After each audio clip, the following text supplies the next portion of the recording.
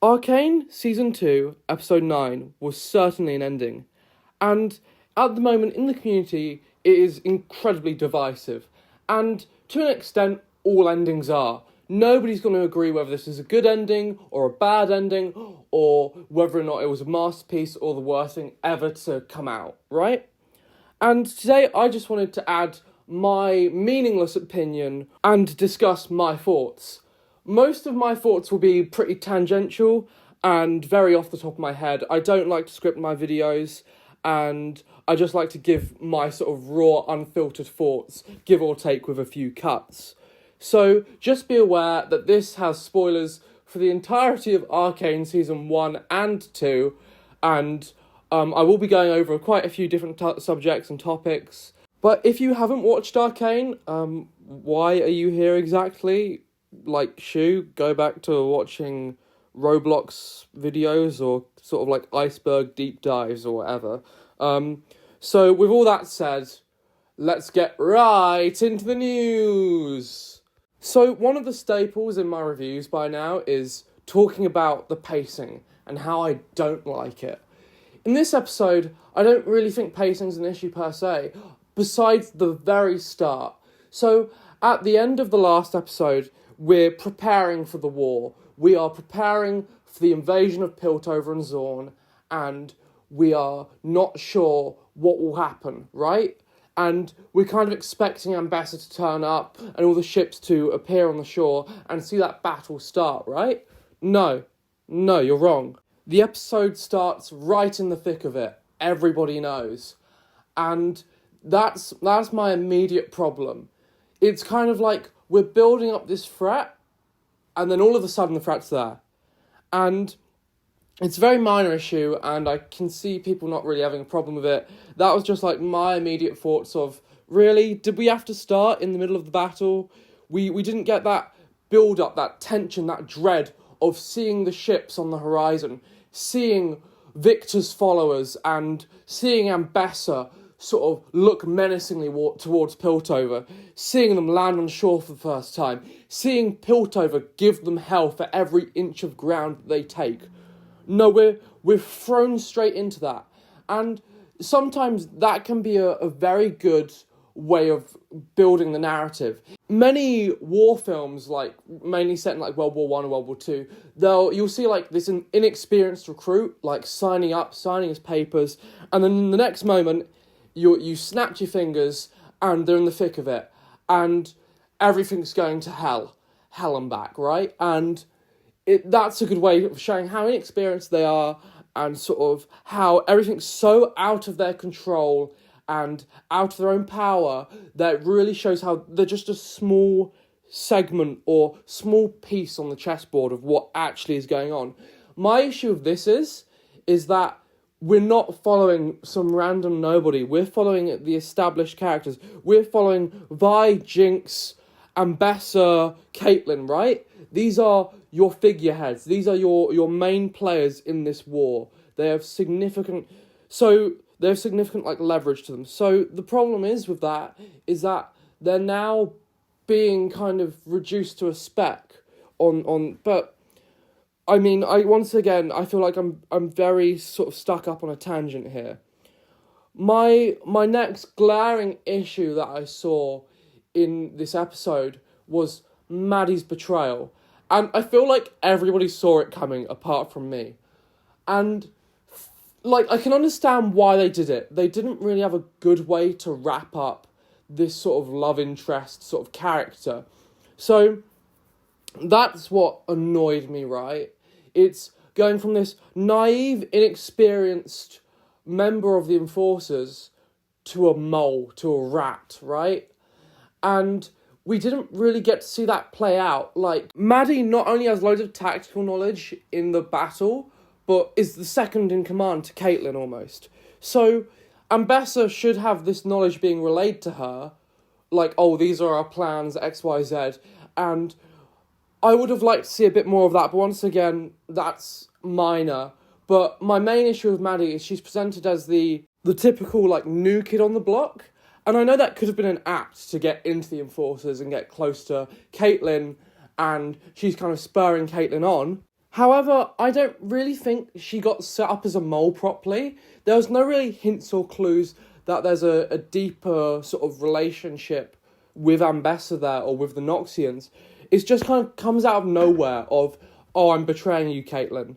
And it felt like they kind of not wrote themselves into a corner because they didn't have enough time to explore this love triangle per se, because it's kind of, oh, Vi's broken up with Caitlin, Maddie's now filled in that gap, now we've rushed together Caitlin and Vi back together, and we can't really explore how Maddie reacts. So let's make it so Maddie was this stone cold, heartless killer the entire time, and kill her off, and she doesn't care, you know? And I don't think that was set up well enough. Maddie was always presented as this other person, and I know that's the entire point of being a mole and being a spy. You're pretending to be someone you're not. However, I feel like because it wasn't set up, or there wasn't some subtle clues in the background, nothing we could pick up on, that's where it falls flat. And my problem is that it feels like subverting expectations just for the fact they can subvert expectations instead of giving us like a scene to wrap it all up. But once again, I feel like that's a very minor point in the plot and a bit divisive anyway. But I did like when she was like, well, I appreciated your warmth. And I'm like, damn, beer, that's cold. That is cold. That kind of almost redeemed it for me. I was like, I appreciate that. At the same time, they weren't going to kill off Caitlin in that moment. I think they should have. Not for shock value, but because it felt like a Deus Ex Machina when they bring in Jinx, right? When Jinx turns up with Echo and all this cavalry to, like, save Caitlin, it felt very kind of like, oh, well, it felt very, like, anticlimactic. It was like, there's no way to dig ourselves out of this pit, so we're just going to throw Jinx in and a bunch of reinforcements to reignite the battle. And so that's my main thoughts on like Maddie and Caitlin and that sort of scene. I did find that Ambessa's death did feel quite anticlimactic to me, mostly because it kind of happens midway through the episode or like slightly towards the end, and she's been set up as an antagonist since season 1. She's been there since like episode 8 of season 1, where she's been like this antagonistic, power-hungry force, and she doesn't really get a main confrontation with kind of the people like Jinx or Vi. And I know they don't really play a major role in her character, but they are the main characters. They're the two main characters of the series, and this character was set up to be the main antagonist of the series, only for it to be Victor to turn around and be the main bad guy in these last couple of episodes. And that's another issue I had with that, is that Victor is now the main sort of bad guy. He's the main sort of enemy of the show. And Jace is like the only one that really gets to confront him. And I know it's because they've had them two have had that bond at the end of the day. And that's good and all. But it just feels like everybody's being split up, like in Stranger Things Season 4. And there's no sort of conclusion to all of these character arcs. It's like everybody isn't fighting against this common evil in the end. Everybody's fighting their own sort of battle. And I can see where the writers would be coming from and being like, oh, well, this is what we wanted to do. This is the battle we wanted to show. Well, I was expecting a battle scene more akin to, like, the first Avengers film. You know when, like, Loki invades New York City and you get that shot of all the Avengers on the floor and they're fighting and there's the music swelling in the background? That's what I expected almost.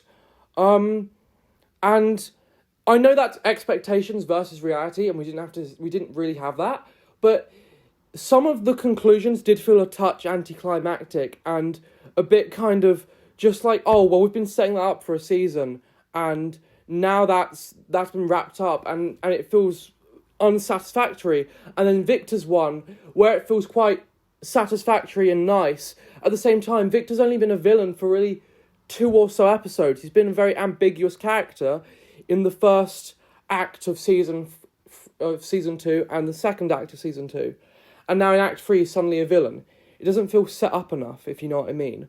I really do think the show should have just had like an extra season to just flesh out their ideas further and give us better pacing. But I know there's budgetary constraints and the writers are doing the best they can. And yeah, on one hand, I do think they've delivered. I feel like they've done the best in their ability to. And I want to believe that because from the start to the finish of Act 2 or Season 2, it goes from, I believe this is really well set up, to a slow declining quality, mostly because I feel like they're fitting so much in. Every idea is like a sardine crammed into a tin which is too tight and too small to actually explore what's going on, you know? So where the emotional beats paid off, I still don't think some of them were done to the best of their ability. I was like, oh, that's a nice moment, or this bit fills me with disgust and dread and I didn't like this, and that's what the writers are going for. But at the end of the day, it just doesn't really hit the same way as I think they were going for, mostly due to how tight and jam-packed everything is, and how slapdash everything feels like it's been put together. I feel like a lot of the characters this season were also sidelined. They were introduced and then cut out almost instantly. Like, there's the fish guy. The fish guy didn't even get a line. I felt like he was supposed to be developed a bit more because we're obviously supposed to sympathise for him and sort of root for his character because he's leading the kind of loyalists after Maddie's betrayal. Maddie's character just didn't feel developed enough, in my opinion, and so did Loris. I was expecting a lot more from Loris, and I know a lot of people in my comment section when I made the video on Loris disagreed with me, and they're like, no, he's just a writing tool, and he's just here to serve this purpose. And yeah, I get where you're coming from. However, I do believe that he just had a bit more, mostly just because of how he behaved, and there was a few voice lines here and there, and he was supposed to be the supportive figure to Vi, and nobody acknowledges half these characters' deaths, and they were necessary to the story in a way. Like, sure, they were just side characters, but if I'm killing off characters in my own story, which I've set up to play an integral part or a role which is important to the viewers and is noticeable to the viewers, I should at least get a moment to acknowledge their deaths, you know? And I mean, we do get a couple of death scenes, but nobody comments on them, especially Aisha's death. Aisha's death really falls flat, and I know someone put this in my comments, and I kind of agree with them. They said Aisha's death was to stop Warwick, and then Warwick comes back in the next episode or so. Warwick comes back from his state of death, and so Aisha's sacrifice is now meaningless. And that's what got me.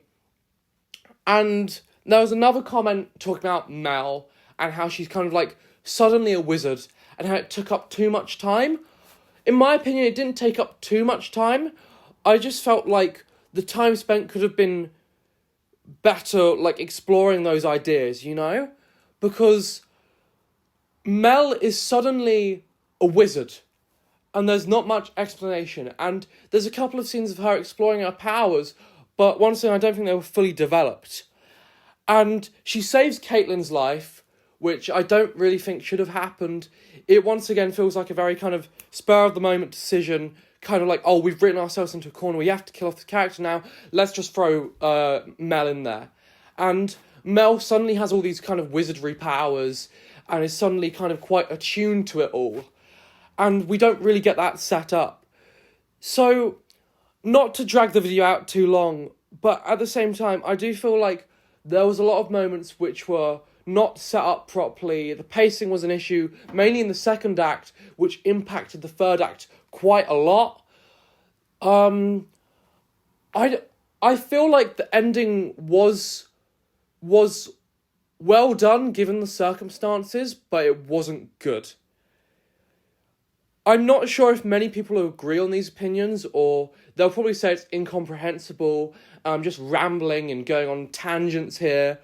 But at the end of the day, I would like to hear your feedback. I would like to hear your opinions.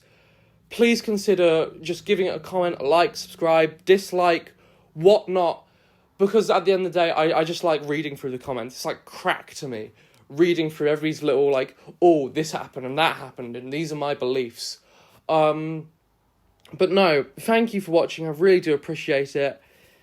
And I'll hopefully see you in the next video. Bye.